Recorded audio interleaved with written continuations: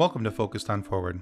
The purpose of this podcast is to focus on recovery from life situations, be it a disease, chronic or acute, perhaps the loss of someone so dear to you in death, or a change of life patterns that has affected you so profoundly that you have no choice but to find your new normal and become focused on moving forward.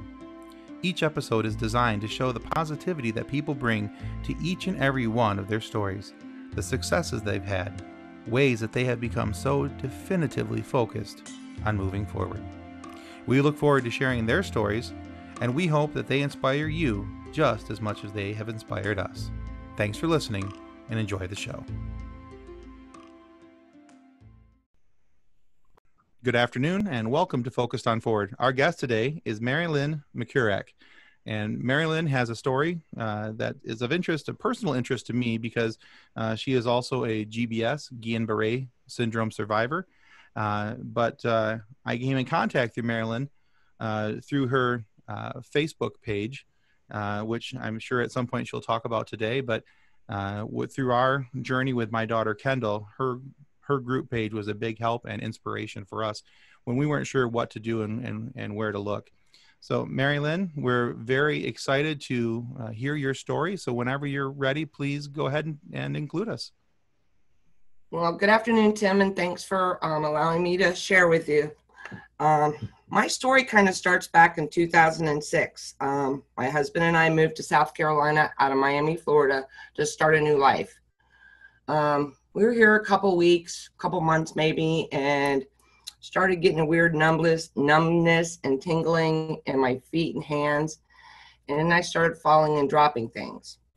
So my husband came home from work and he found me laying on the couch, and I had gravel burns from falling in the driveway. So he decided it was time to take me to the emergency room. And of course, once we're there, they did all kinds of little things and couldn't find anything really wrong with me. And the doctor accused me of wanting drugs. And I'm like, no. I said, this just isn't normal for a 42-year-old woman to start falling and dropping things. And so he sent me for a neuro consult. So 2 days later, I went for a neurology consult. And the neurologist, he says to me, well, you're walking like a duck. And I thought my husband was going to hit him, because my husband said, well, if you're talking about me or her mother, then that would be the case. So at this point, I'm starting to get a little bit more weaker, and I called back the hospital for another neurology consult and was sent to a woman neurologist this time. Oh boy. And of course, during this time, I Googled, which is not something you normally do. So when I went in to see Dr. Barbara Sarb, I said, I think I have Guillain-Barre. And she did a few little tests in her office, and she says, I agree with you. Well, 3 hours later, I was in the hospital with a confirmed diagnosis and starting IVIG treatments. Stayed in the hospital for 5 days, a lot of weakness, but I could walk very slowly. So I went home, did a little bit of outpatient therapy. 6 weeks later, I had a relapse that was worse than initial. My husband came home and I couldn't even get off the couch. So I was sent, we called Dr. Sarb, and she sent me right back to the hospital, sorry, not the emergency room, and did 5 days of treatments. The thing was, this time I couldn't walk. So they sent me to rehab, which I spent from November of 2006 to February of 2007. And during that time, I hit a plateau, which means that didn't go forward and I didn't go backward. And the neurologist wanted to try doing another set of treatments, even though she had never done this before. So I went in and I had 3 days of IVIG, and I went back to the rehab. And during this time, they had wrote a report to the insurance company saying I wasn't making any progress. Well, the next day after I received, I had done the best walking that I had done. So they were really surprised. So I went home, barely able to walk, not able to dress myself or barely feed myself. Sorry, this is kind of hard here. My husband used to have to put me on the couch in the morning with a porta potty next to me and a cooler with sodas and food. And I had therapists come to the house, and finally one of them realized that I had severe drop foot, which is a case where you can't lift your feet up. Correct, yeah. And what a lot of people don't know about GBS is that it hits you one way and you recover the opposite. So during this time, I knew nothing about having to keep my feet up. So they found once that she got me fitted for braces, I could walk, not well, but I could walk. So I would walk up and down the hallway, and my husband felt a little better about leaving me at home. I mean, because it was kind of scary, but, you know, he had to work. And of course, during this time, I would get on the internet and try to find others like me or anything. And at that time, it was MySpace, I think it was, and there was really nothing on there. So I literally Googled GBS-CIDP, and I found the GBS-CIDP Foundation. And I became a member, and they sent some of the best information that answered so many questions for me. I felt like a light bulb had opened. And because then it was another 2 years before I was like really up and about, but not, I'm still not 100% today. I'll jump to that. But back then I was probably 60%. You know, I could get outside the house. I could walk a little in the yard, you know, had trouble getting down the ramp. So I always had to make sure somebody was there to go down the ramp with me. So what was the time frame in between the time frame we're talking about now and the initial diagnosis? I was diagnosed in October of 2006. So right. I'm almost 14 years out. Okay. So, but at the time we're talking about right now, the time when you're at the house, you're figuring out the drop foot and trying to, you know, rehab. That was probably a good close to 10 months. So about 10 months later, this is when this is taking place. Yeah. Okay. So, but it took like another year, a little over a year for me to get steady enough to like really handle the walker. And because I had problems getting up with a regular walker, my upper body was strong, so I was pulling the walker over. So my aunt got me one of those four-wheeled ones with the brake, and I could get myself up without pulling the walker over. And that one was kind of nice because when I did go outside, I could sit in it and do stuff around the yard. So yeah, we had to get our daughter one of those for pretty much the same reason. It was helped her to get around. When she got tired, she had a place to sit. Oh, I've been pushed all over the place in that thing. Yeah, we did that too. We were told we weren't supposed to, but we did it anyway. Yeah, well, there's a lot of things you're not supposed to do, but nobody's journey in this follows a black and white. You know, there's gray areas on all sides. And oh, absolutely agreed. You know, and so I guess now we're like almost to 2009.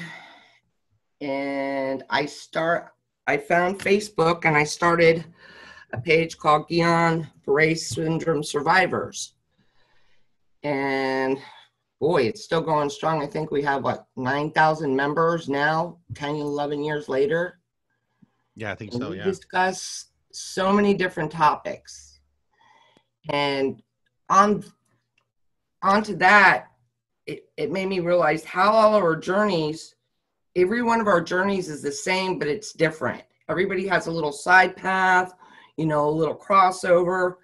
But I have never found, and even when my work at the liaison with the foundation, which I'll get into in a minute, that all of us are so different.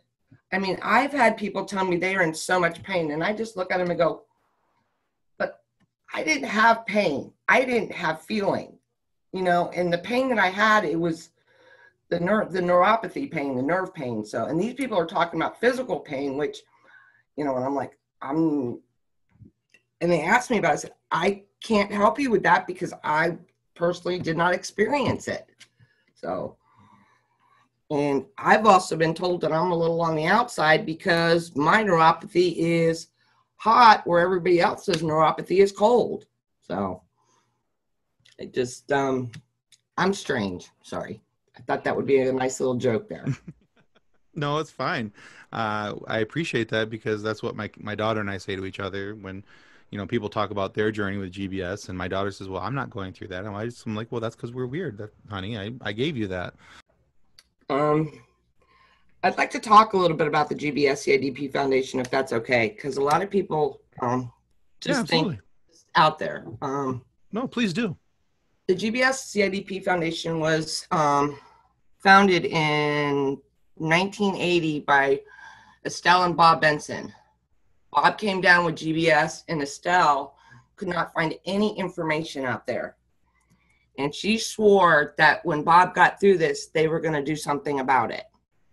Well, here we are 40 years later and still going strong. The foundation has 4 pillars, and that's what I really want to talk about because that's what I'm going to say that like this. The foundation gave me a purpose and a mission because I felt so lost because I couldn't go out and get a job. And I just wanted to be able to help others like myself because this is so hard and nobody understands it if they haven't been through it. And when I became a liaison, which falls under their support pillar, it meant so much to me to connect with new patients and their families and to tell them, it's okay. You're going to get better. And of course, everybody's question is, will I recover 100%? And I'm like, I can't answer that. Nobody can. I mean, even today, 14 years out, I'm probably what they consider 90% because I still have drop foot. And even though I wear, AFOs. Yeah. I think for many people that what they don't understand with GBS is that recovery is a moving target. And that, it's not something that everybody's going to hit 100% of the time. And so it causes different levels of what you have to be willing to accept as different levels of success. Well, it's like I tell, even my neurologist said at 5 years to me, she said, I never thought you would get out of the wheelchair. And I just looked at her like, okay. She goes, well, I didn't want to discourage you. And here I am, today I go and I work out and I swim a lot. And even my husband notices little differences in me. He's like, I don't know if you realize that, but you're walking better. And I'm like, well, I've just kind of adjusted my gait a little. I've had to learn, to take smaller steps so the hips don't hurt and the back don't hurt and little things like that. So sure. So making adjustments as you go so as to help you. Right. Sure. Okay. And like I said, as my role as liaison, supporting the families and, just being there, I guess to be an ear or somebody, just say there's a light at the end of the tunnel, and to tell you about, the options that are out there for you. To also tell you it's okay to have a bad day, just don't sit there and wallow in it for days at a time. Because I'll be the first to tell people, I sat in my chair too long feeling sorry for myself before I got up and did something about it. And you just, like I tell people, it's okay to cry, it's okay to scream. Just let it out and let it go, because this is all about a mental rebuild along with a physical rebuild. Oh, absolutely. Yeah. A new normal. And I tell people that, you need to grieve who you were and let it go and be gone and move on. Some people say that sounds cold, but, this is a really hard thing. And especially, for your daughter, it's just being young and being so active. It just, I actually understand, I was 42 years old and running around like a mad woman. And all of a sudden I was like down and out. So it was like, Yeah. My daughter went from participating in a talent show a few nights previous to all this happening. My daughter loves to sing, loves to perform. She went from being in a talent show, singing in front of a big group at her school, to 3 days later being in the hospital. Okay, the other three pillars of the foundation are research. And under research, they have a program called a walk and roll, which is our signature fundraising event. I also chair a walk here in Conway, South Carolina every year, but of course I'm not having one this year. We've moved it to May. The goal in that is, I think our goal last year was $350,000. Every $50,000 we raise is a research grant. So that was what, 7 last year, and we know we're not going to hit that this year. But besides, the walk and roll being a great fundraising tool, I actually just think it's an awesome way to get people together and get the community involved. And that's what I enjoy most about the walk and roll. It's not just the GBS people, it's our regular community folks that step up and just help out in any way possible. It's just incredible to watch. My sounds fantastic. Their friends come out, and if nothing else, I love the name of it. Walk and Right. roll. That's fantastic. Right. Well, we were supposed to have 20 something this year across the United States. So No, thanks, COVID. So yeah, took another thing away from us. yeah, absolutely. Another one of their pillars is education, which of course we educate the public and doctors and whatnot, all about GBS-CIDP and its variants. And their last pillar is advocacy, which I really got involved with last year. Spent a little time on the Hill advocating for a bill which might interest you, which is called HR 2905, and it's called basically it's a Medicare home infusion bill. So people don't have to worry about it. They can get their infusions for IVIG for at home instead of having to go into a hospital or into an infusion center.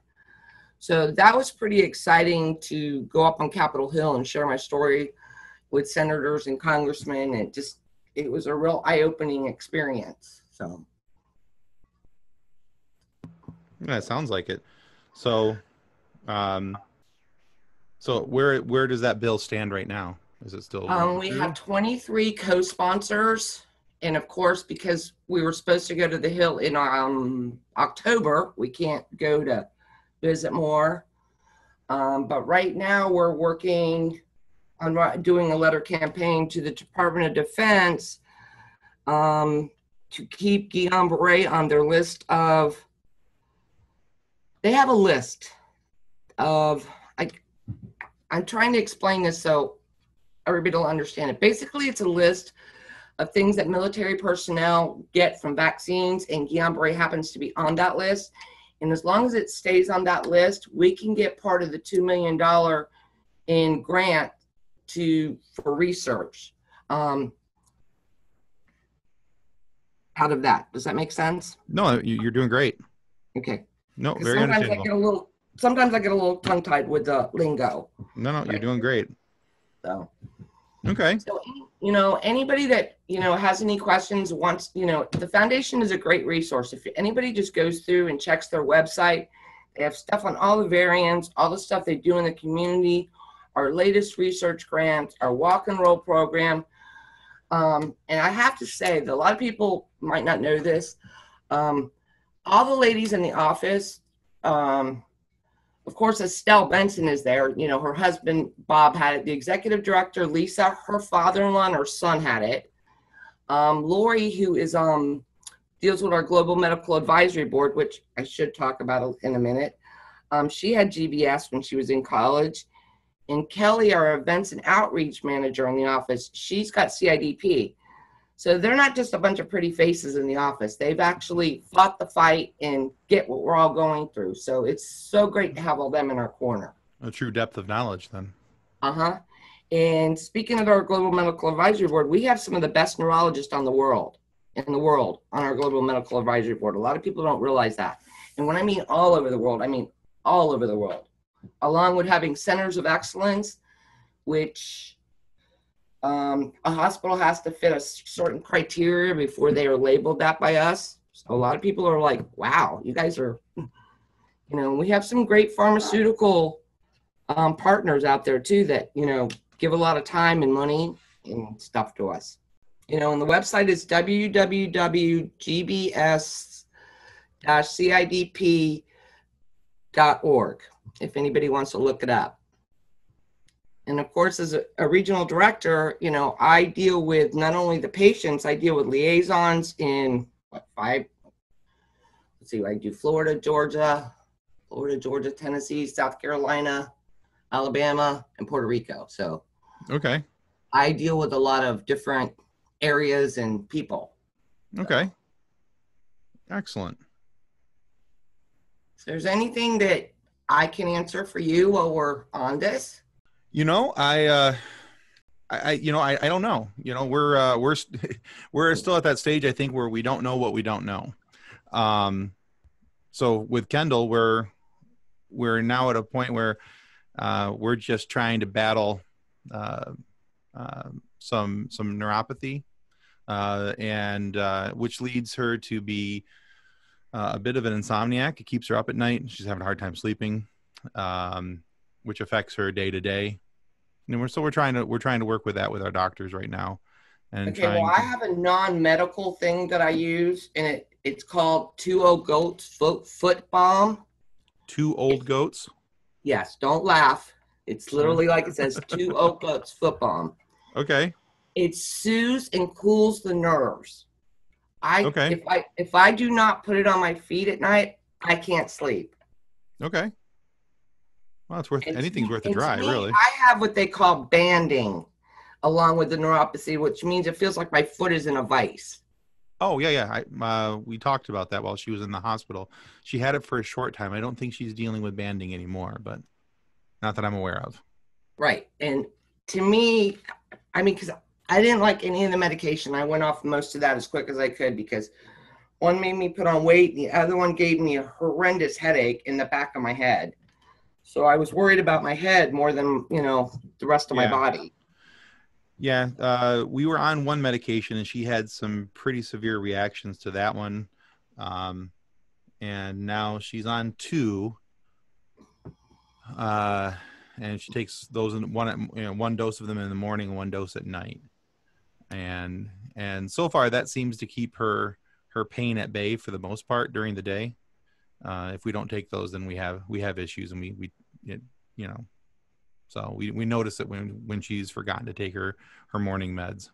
Also, I guess I should have also stated that when I was still in a wheelchair, my father told my husband to put me in a pool, and my husband thought he was crazy. So my husband slid me down in a pool, and off I went swimming. And my husband called my dad, and he goes, "How did you know she would be all right in the pool?" He goes, "Well, when she was a baby, she could swim before she could walk, and I figured it was ingrained." So to this day, the pool is my happy place. Yep. Same with my daughter. She takes to water like a fish. So when we were at the hospital, in fact, at the rehab hospital, so in Grand Rapids, Michigan, which is where we're nearby, we went to a hospital called Mary Free Bed, and which is an amazing place. And it's one of those things where I can't say enough good things about them. Wonderful, wonderful people. But when she was finally, because for a while, after our second stay in ICU, she had to have she had a really bad lung infection and had to have her lung punctured and drained. So they couldn't get her into the pool when they wanted to. They had to let that incision and everything heal. But once we were able to get her into the water, she took off, and she was, able to start strengthening her legs, and she started, just kind of really flourished as soon as she could do that. Oh, that was just that. Like I said, even today, that's like my happy place. Oh yeah, I believe it.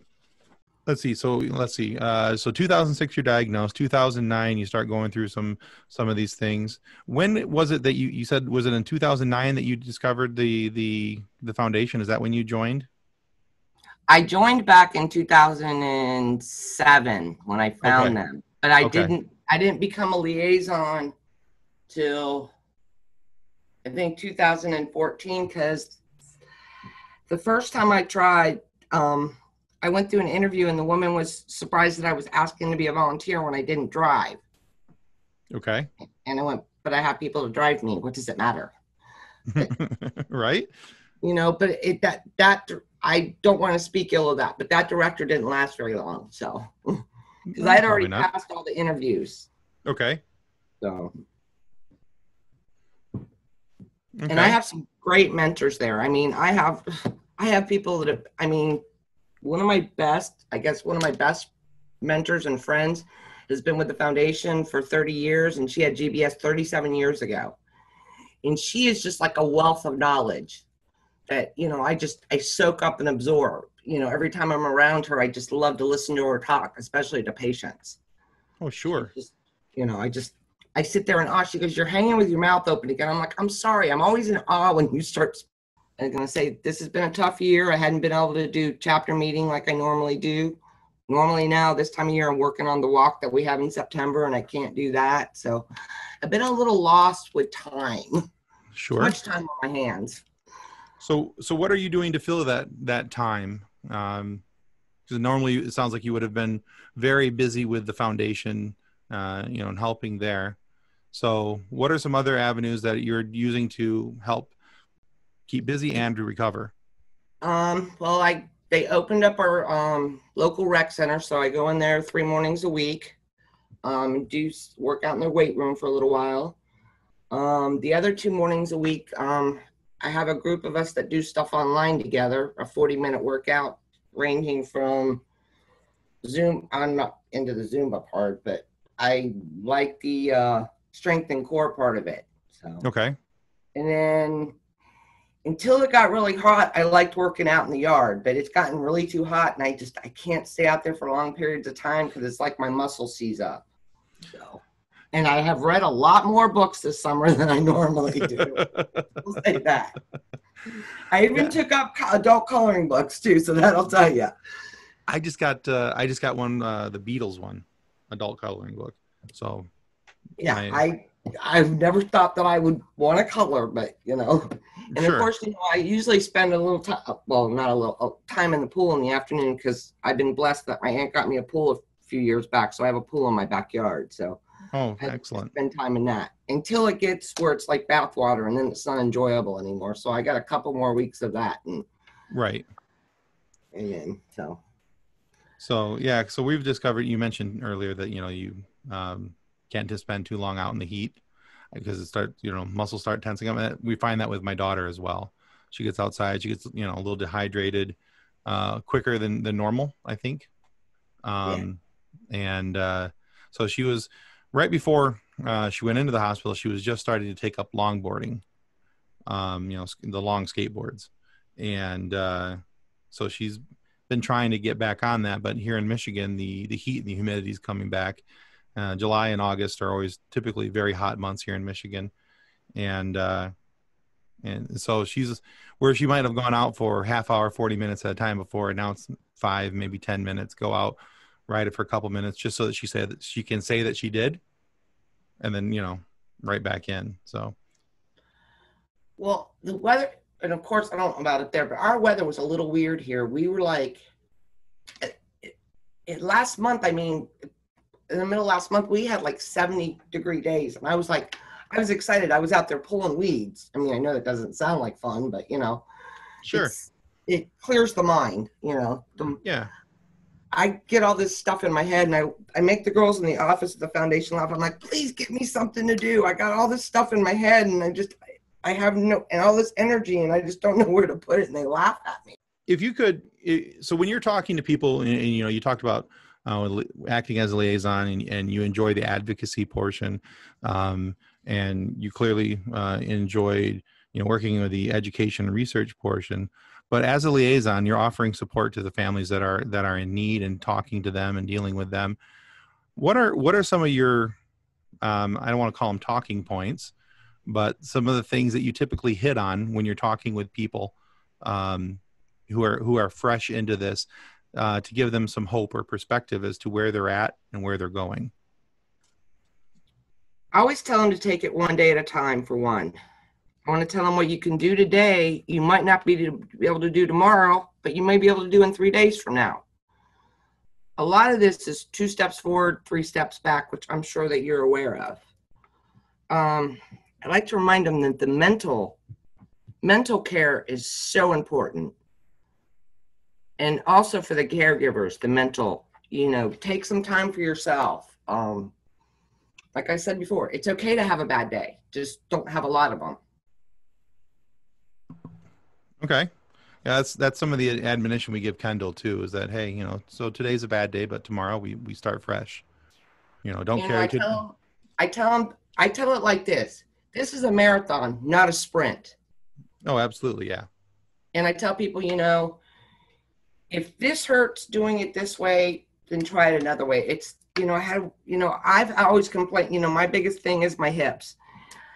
And my husband realized that one day that I was trying to be the old me that would walk faster because, longer steps. And he suggested to shorten my stride. Well, I shortened my stride, and then I noticed my hips weren't hurting as bad. So it's little things like that are trial and error that you got to find. Okay. So yeah, making adjustments as you go to help yourself out. Okay. So in all of this, one of the questions I like to ask everyone who comes on, and not to simplify your experience and your journey with all this, but if there is one shining star of information, the one piece of information that you found that all of this that helps you move forward and to stay focused on forward, what would you say that is? That wasn't, I know this may sound weird, but it doesn't kill you, makes you stronger. Okay. Well, that's not weird. If that's what got you through it, that's definitely not weird. Well, it wasn't, when I was in rehab, I met a woman who had Parkinson's, and she turned around and said to me one day, she goes, "This is not going to kill you. Parkinson's is." And I went, okay, that's a new reality for me. And I guess that was my moment that I'm like, okay, I just need to buck up and strap my helmet on and move forward. So kind of a light bulb moment for you. Oh, then, huh? Big light bulb moment. Yeah. Especially when I was because I was going through the anger stage. I was very angry. Yeah. Well, I think that's pretty common from everything I've read and personally seen. Because I think too, I think a lot of people when they're going through this, based on what, I think there is the misconception that this is something that's going to kill you, that it's something that's going to take your life, just because of what you're going through and how it's affecting you. Maybe that was good advice for you then that she gave you, because, I think a lot of people feel that this is something that's going to kill them. And, but to have the knowledge that that's a smaller likelihood, recovery is the larger likelihood. And, I know people that have had a worse case than me and people that have had a less case than me. To me, all of our journeys are the same. Like my friend Rick, and my co-chair, he says that we all joined a club that we didn't want to be in. Yeah. Yeah. One of the people that I interviewed just recently, somebody that we met at Mary Freebed, that was just a couple episodes back, a gentleman named Travis Olson. We're talking about his daughter, Libby, who was at 16, had a massive stroke and had to relearn how to do everything. And we talked about that how we're part of a fraternity that nobody wanted to join.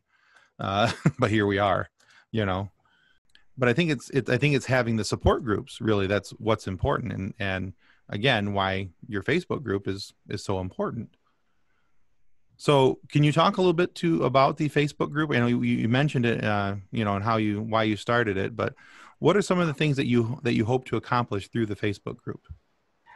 To give people just a community, a voice, a light in the darkness, I guess you could say. It's a place where I want people, because since it's a private group, they can say anything they want in there without their family and friends knowing. And sometimes that's part of the hardest part for us, is what our family and friends are going through. Sometimes we don't like them to know all of that. Sure.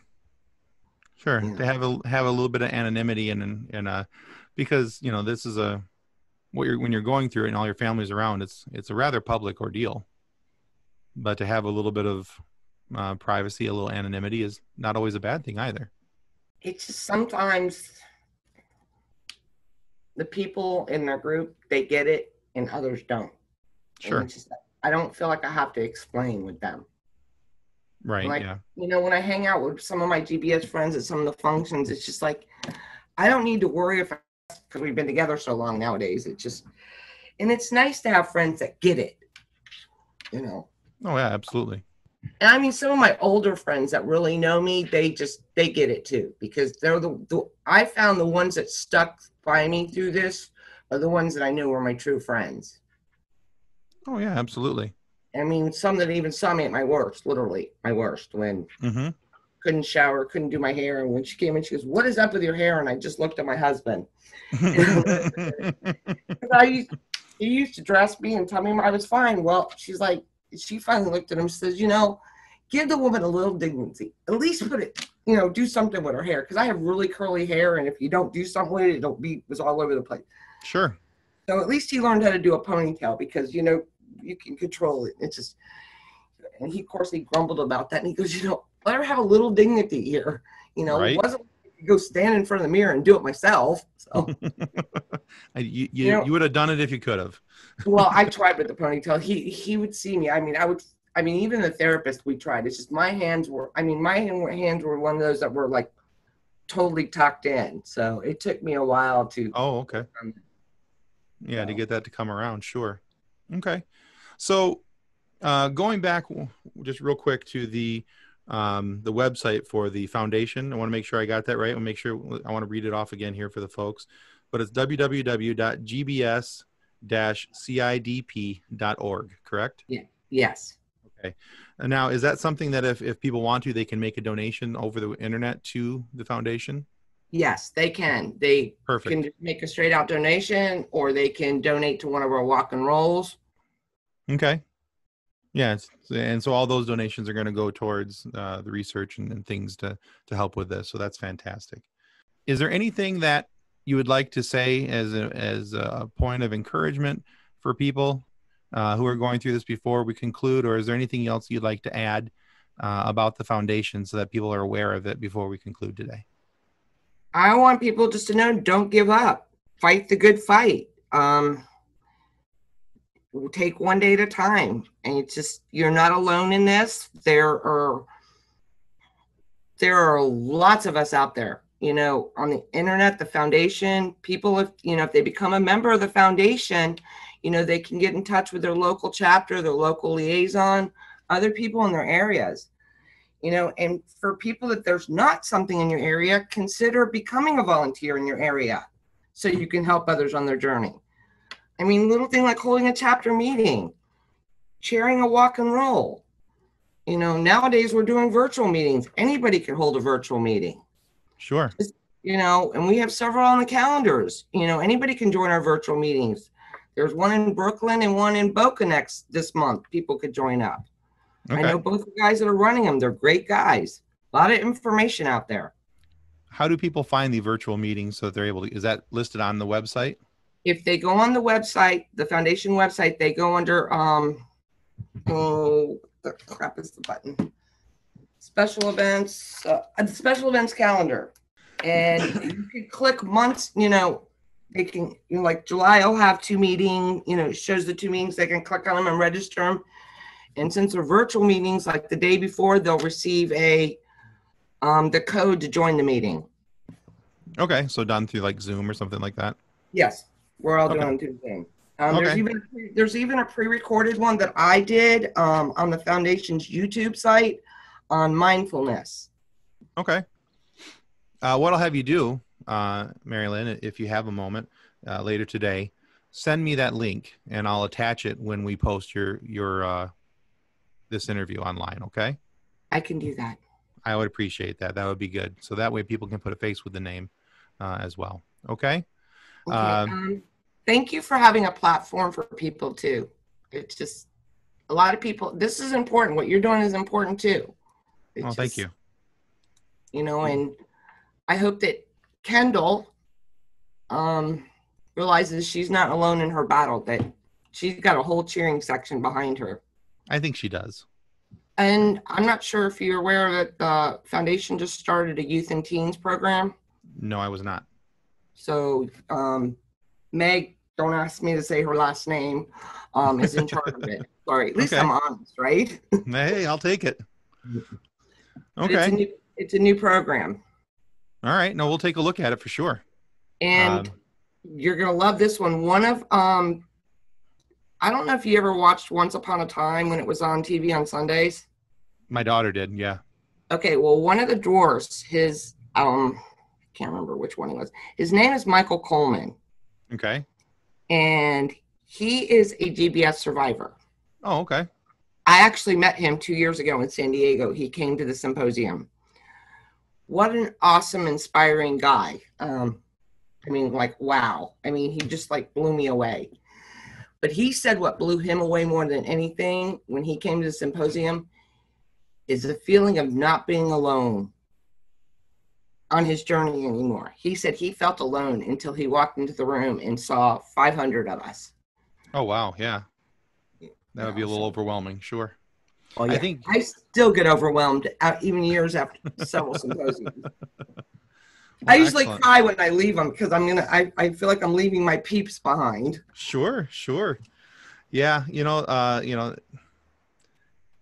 And like you said, we want people to have a voice. I want to be people to share their story. I want people to be able to know that, it's important for others to hear not only what you've gone through, but B, how you got through it, what got you through, what pulled you through, what helped you through, because maybe those things are something that's going to help somebody else, and so to give people a platform and an opportunity to share their stories for me is very rewarding that way. So I'm glad to be a part of this. And I thank you for that. And thank you for letting me be part of it. I'm so very glad to have had you today, Merrilyn. Thank you so much. I appreciate your time. Thank you. Okay. And that today will conclude Focused on Forward. Stick around for our next episode. Well, that concludes another episode of Focused on Forward. To be a guest of Focused on Forward, you can reach us through Twitter at podcastfof, through our Facebook page named Focused on Forward, or through email focusedonforward@gmail.com. We look forward to hearing each and every one of your stories that has yet to be told. So until then, be safe, be kind, and be loving to one another as you stay focused on forward.